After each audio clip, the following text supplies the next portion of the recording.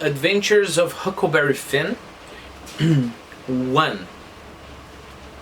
Well, I am on chapter 1. It's the first, second, third paragraph. The paragraph starts with the widow. Okay, so let's read them together. The widow, she cried over me and called me a poor lost lamb. And she called me a lot of other names too, but she never meant no harm by it. She put me in them new clothes again. Remember that's a common way of expression, right? You use the objective pronoun, and then the noun which it refers to. Okay, them books, for example, instead of she gave me the books. She gave me the nice books. She gave me them nice books. You know. So she put me in them new clothes again, and I couldn't do nothing but sweat and sweat, and feel all cramped up. Well, then the old thing commenced again. Sorry, the window rang a bell for supper, and you had to come to time. When you got to the table, you couldn't go right to eating, but you had to wait for the widow to tuck down her head and grumble a little over the victuals, the food here, right? Though there weren't really anything the matter with them. That is, nothing, only everything was cooked by itself. In a barrel of odds and ends, it is different. Things get mixed up and the juice kind of swaps around and the things go better. You will see, guys, that something that happens over and over here is, even though Huck Finn is really a simpleton, you know, even though he doesn't master, you know, language so well, even though he is a fool sometimes, he has some very interesting perceptions, you know. I think I have that kind of feeling. Of course, I'm not saying that my mother-in-law is a fool, let me tell you first. But, you know, my mother-in-law is a very simple person, you know. Actually, we call her my mother-in-law because she raised my wife. She is actually my wife's grandma, you know. Her real mother, you know, is a typical mother-in-law, is a person we want dead. So I ignore her real mother. And don't worry, my wife does exactly the same. And my wife considers her grandma her mother, and I consider her grandma my mother-in-law. Well, that's not the point. It's too much sharing, right? Oversharing. Oh, sorry. The point is, she's a very simple person, very, very simple person. But sometimes she says some things and it's in such a simple way, but those things are very wise. And then you see that there are many occasions where people who have studied a lot, they are farther from many kinds of truth than a person like that. Why? There's a great risk for people who study and study and study books and books and books and books. Sometimes by studying one book and then the other book and then the other book and then the other book and the book that talks and you know, discusses something about the other book and the other book that says something against the other book, we go to this virtual, you know, cultural world, and we forget that those things should be attached to reality, you know.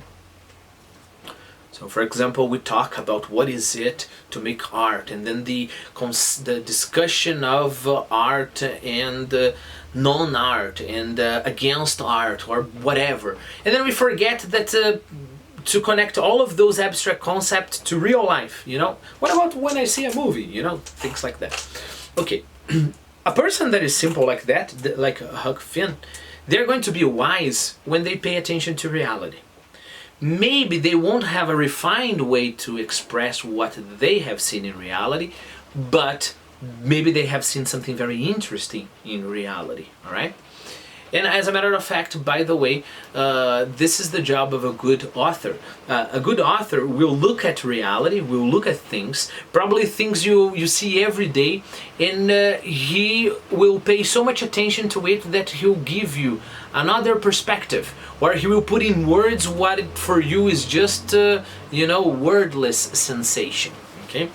So paying attention to reality is the job of a writer. And connecting with what I said before, a very simple person, an illiterate that pays a lot of attention to reality will be wiser in many aspects than other people. Take a look. What Huck Finn talks about the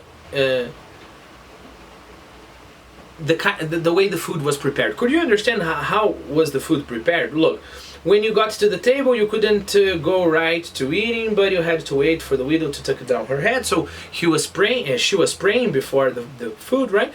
A little over the victuals, though there weren't really anything to matter with. Okay, that is. So he said there was nothing to matter. No matter with the food. There was not a problem with the food. That is nothing. Only everything was cooked by itself. So apparently, because this woman was refined, because she learned that, in a higher standard cuisine at that time, you're not going to use stew. If you see most of westerns and movies with simple people, like Hateful Eight, I don't know if you have watched, you should watch Hateful Eight. Stew is something very, very common, right? So you put lots of food together, and they cook there for a long time, and that's the stew, right? But apparently the widow has already passed that, so she cooks everything in different dishes. So her table is that with many dishes, and you have a great variety of food. But Huck Finn realized something she didn't. He realized that in a barrel of odds and ends, a barrel, understand here, like imagine a big pot. Odds and ends is like with all sorts of things. So you put potato, carrots, meat, tomatoes, seasonings in general. So when you have a barrel of odds and ends, it is different. Why? Because the things get mixed up, and the juice kind of swaps around. So it means that the juice of the meat exchanges with the juice of the tomato and the juice of the other things, so kind of goes around, and the things go better, Now, if you watch, for example, Master Chef, this is a guilty pleasure I have. Sometimes I watch Master Chef. I like it. One of the big defects your dish may have is it doesn't have any kind of any kind of liquid there that is going to get the separate tastes, and make it all in one. Of course, I'm not saying that Huck Finn would be a gourmet cook. I'm not saying that. But he has already realized that, He doesn't need to be fancy. And look, in this case, being fancy, learning something is actually taken away from what is good. Of course, I'm getting a very isolated point, But maybe, just maybe, I know I'm over-interpreting the book a little bit, but just maybe the widow, has learned that, a good cuisine, in a good cuisine, you should have different dishes, you should have a variety of dishes. So she's basing the way she cooks not in the reality of the dish anymore, but on what she has learned, right? Huck Finn, on the other hand, is looking at the dish. Even though it's very pretty, there are a lot of things cooked separately. By eating them, he pays attention and said, no, it's not as good as in a barrel of odds and ends. Of course, there is the risk here that maybe Mark Twain is showing that he is so simple that he can just eat stew. Yeah, of course, that's a risk, but it doesn't nullify the kind of thinking we had here. I think there is one more occasion where something of the kind happens, He says something in a very simple way, but he realizes something very interesting. I am on chapter 2, first second paragraph. In the second part of that second paragraph.